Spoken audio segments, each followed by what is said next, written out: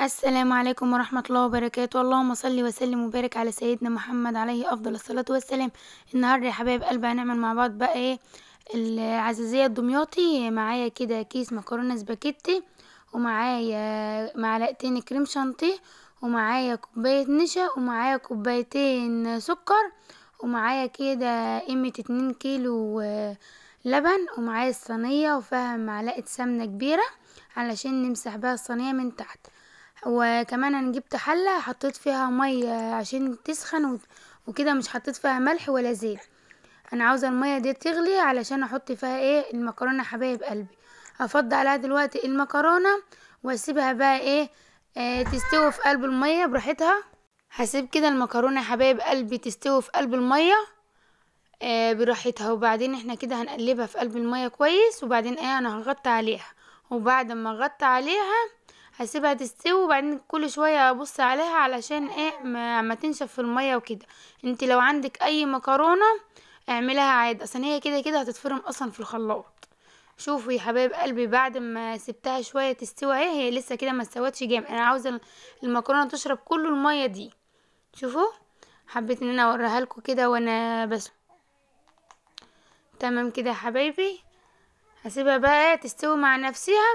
وانا جبت كده 2 كيلو اللبن، اسيبهم على النار واحط عليهم معلقه سمنه كده، اي نوع سمنه عليك. عندك زبده ماشي، عندك سمنه بلدي ماشي، عندك سمنه من العاديه ماشي، اي حاجه. ومعايا كوبايتين السكر، هحطهم كده على اللبن وادوبها كويس. وجبت المعلقتين كريم شانتيه وفضيتهم كده على اللبن، وهقلب كل السكر بالسمنة بالكريم شانتيه مع اللبن كويس، وهدي بقى عليهم النار واسيبهم بقى براحتهم. ايوه كده يا حبايبي، وهنرجع تاني نشوف المكرونة استوت معانا ولا لسه.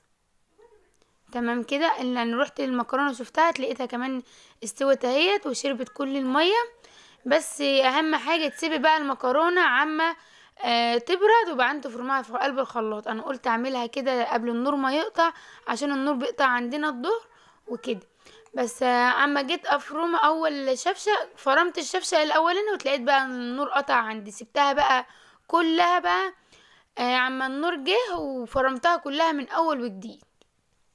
شوف انا بحطها كده في الخلاط، وانا بحطيت المكرونه في الخلاط يا حبايب قلبي، حطيت عليها لبن من قلب الحله اللي احنا غالينها ده، وبعدين حطيت النشا كمان عليهم وفرمتهم كلهم، وحطيتهم على اللبن على النار وقلبتهم. بس كان النهر قطع عندي، ما كملتش فرم مكرونه. سبتها بقى اما النور يجي، وفرمت كل المكرونه اللي معايا باللبن اهو يا حبايب قلبي. انا فرمت كده المكرونه كلها، حبيت ان انا افرمها كلها من الاول. وعم خلصت كل الكميه اهي يا حبايب قلبي، شوفوا ما شاء الله. هجيب بقى الصينيه معانا وانا عملت الصينيه من تحت مسحتها بسمنه، وافضي فيها المكونات دي يا حبايب قلبي في قلب الصينيه. مش تنسوا لنا اللايك ولا الاشتراك عشان يوصل لكم كل جديد فضلا ليس امرا. انا سايباها على النار يا حبايب قلبي تاخد غلوه معانا علشان النشا يستوي. وشوفوا اهي انا بقلب فيها كده بالراحه. ده القوام اللي انا عاوزاه يا حبايبي. انا جبت الصينيه ودهنتها بالمعلقه السمنه اللي انا وريتها لكم، وبعدين فضيتها وهسيبها بقى عما وشها ينشف كده شويه، علشان اما اجي امسح وشها انا هجيب طبق فيه معلقه لبن ومعلقه سمنه واقلبهم كلهم كويس. دي كده يا حبايب قلبي عما نشفت وشها علشان اعرف ان انا امسح وشها. ادي معايا الطبقه يا حبايبي فيها السمنه وفيها معلقه اللبن وقلبتهم كلهم كويس، وهمسح وشها بالمعلقه كده من تحت. انا الفرشه يا حبايب قلبي مش عارفه ماما حطاها فين، بس انا قلت اعمل بالمعلقه من تحت الجيش قالك اتصرف. انا اتصرفت. انا همسح وشها كلها يا حبايب قلبي وهرجع لكم تاني. الكميه عملت معايا صينيه كبيره وصينيه صغيره.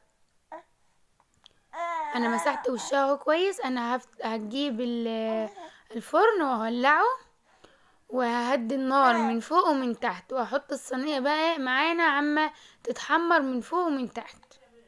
تمام كده، الصينيه الاولانيه اتحمرت اهي يا حبايب قلبي، انا موريها لكم وهي لسه طالعه من النار، والتانية نفس النظام.